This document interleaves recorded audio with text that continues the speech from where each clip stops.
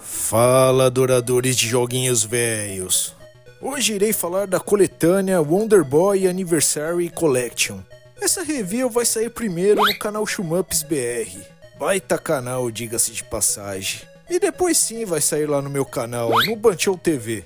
Então, se por um acaso você curte joguinhos velhos, talvez uns jogos obscuros, anime velho, tokusatsu e tiquinho assim de fuleiragem e subversão, dê uma olhada lá no meu canal. Vai que gostem, né? Então, como o nome sugere, é uma coletânea dessa franquia que considero bem subestimada. Ao menos no Brasil, né?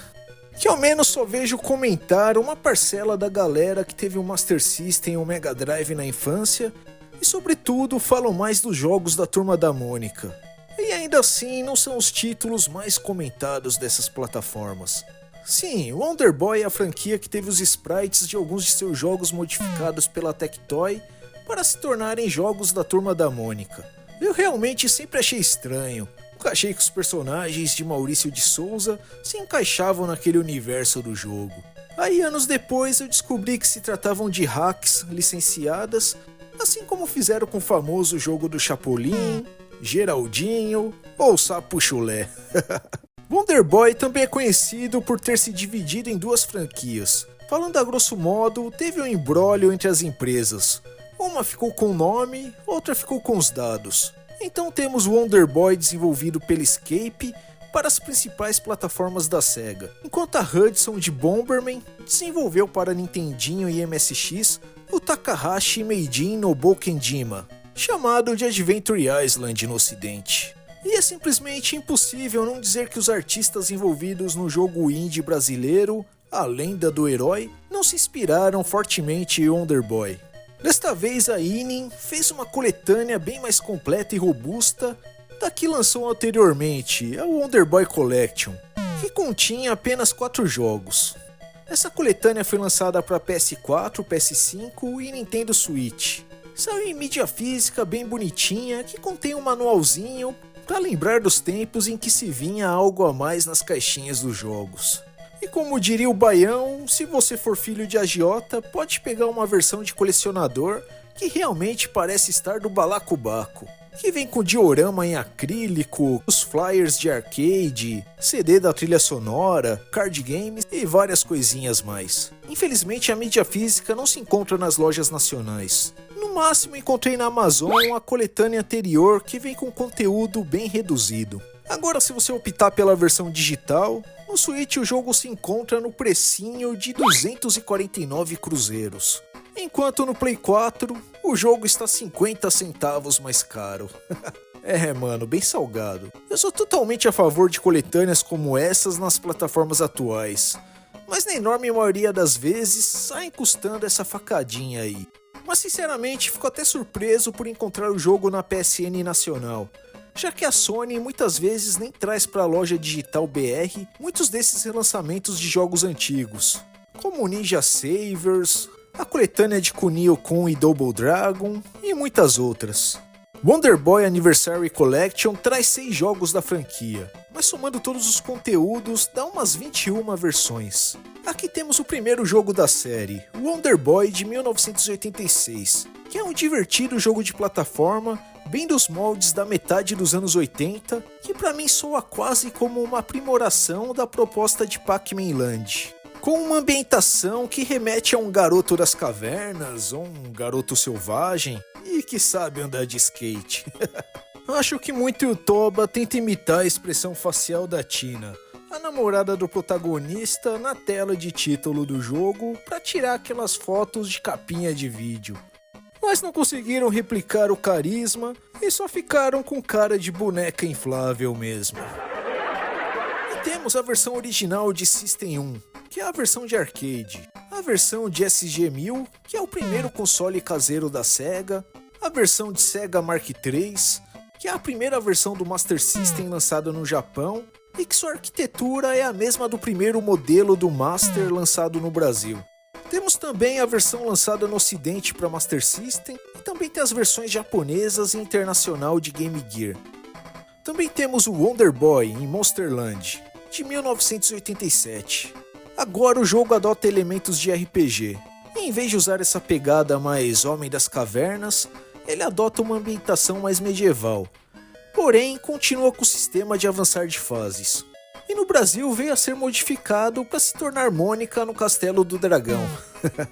Aqui temos a versão de arcade de System 2, tanto a versão japonesa quanto a internacional, a versão de Sega Mark III e Master System, que são respectivamente a versão japonesa e americana para o console 8 bits da Sega. Depois temos Wonder Boy 3, Monster Lair, de 1988. Mano, esse jogo tem o 3 no nome, mas no ano seguinte sairia o Monster World 2. Houve uma confusão doida com os títulos dos jogos. Esse é um título híbrido de rolagem lateral, com elementos do primeiro jogo de 86, misturado com jogo de navinha, com inimigos que te atacam com a bola do Kiko ou com a bola da grávida de Taubaté.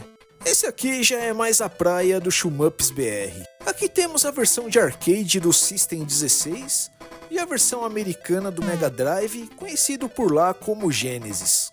E também tem o Monster World 2, de 1989, que no Brasil se tornou Turma da Mônica em O Resgate. Aquele jogo maravilhoso que se tem no vídeo de referências a Tokusatsu nos games, onde você basicamente enfrenta um Mecha Gigan de Godzilla como o primeiro chefe. Nesse jogo a franquia volta com os elementos RPG do Wonder Boy em Monsterland e adota o estilo que hoje gostam de chamar de Metroidvania, com bastante foco na exploração. E tem tanto as versões japonesas e internacionais de Master System e de Game Gear. Também temos o Monster World 3, de 1991, que manteve a proposta Metroidvania do jogo anterior.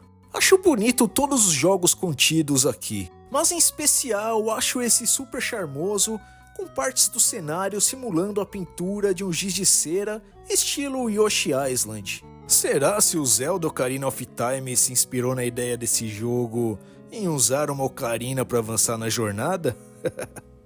Se bem que em Link to the Past já tinha trechos que se tocavam uma ocarina, e o jogo foi lançado no mesmo ano de Monster World 3.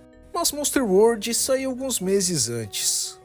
No Brasil esse título viria a se tornar o Turma da Mônica na Terra dos Monstros. Aqui temos disponível a versão japonesa de Mega Drive, a versão Murica de Genesis e a versão Master System que foi lançada só em 93.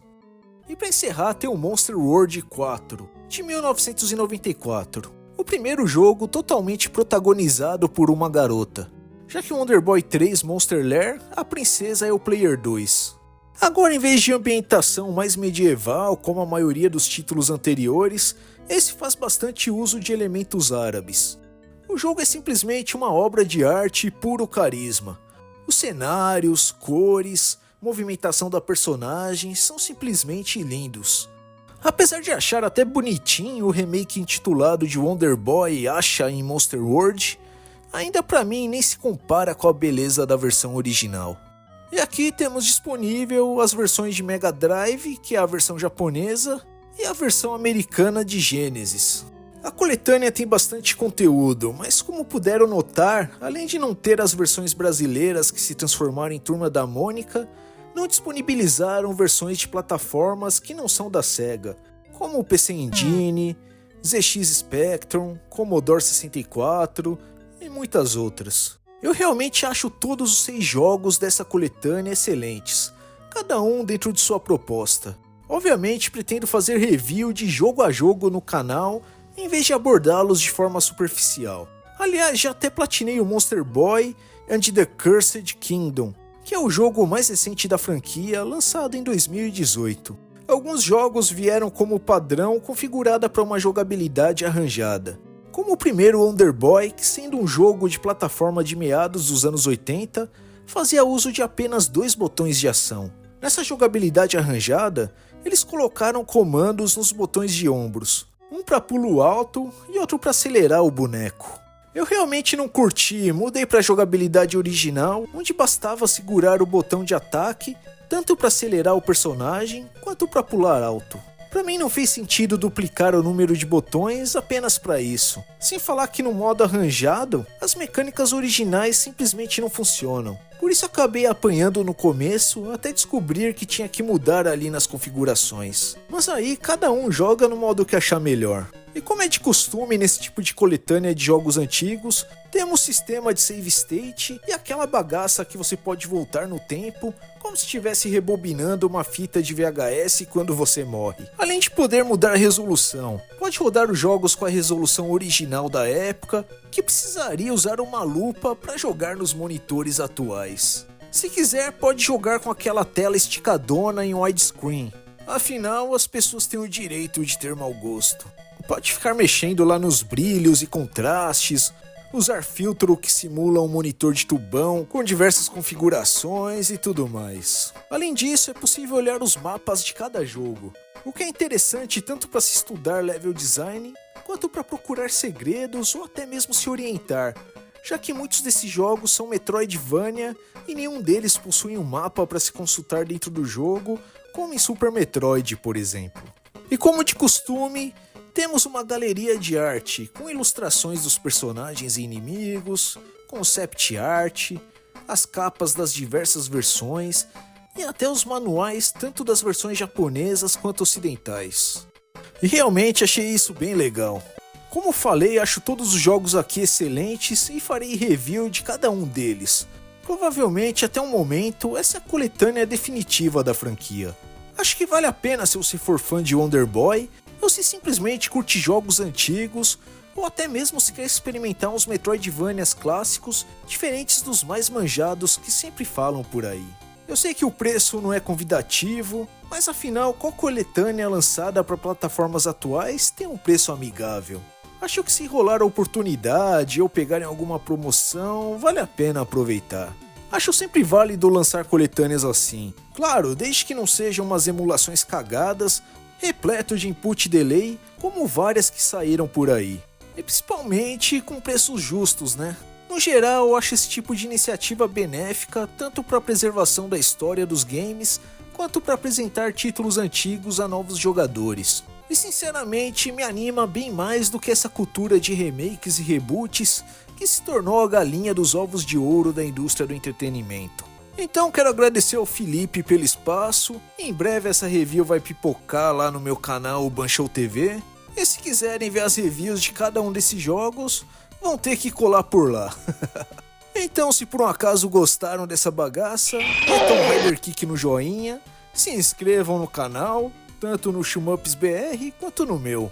E até o próximo vídeo. Fui!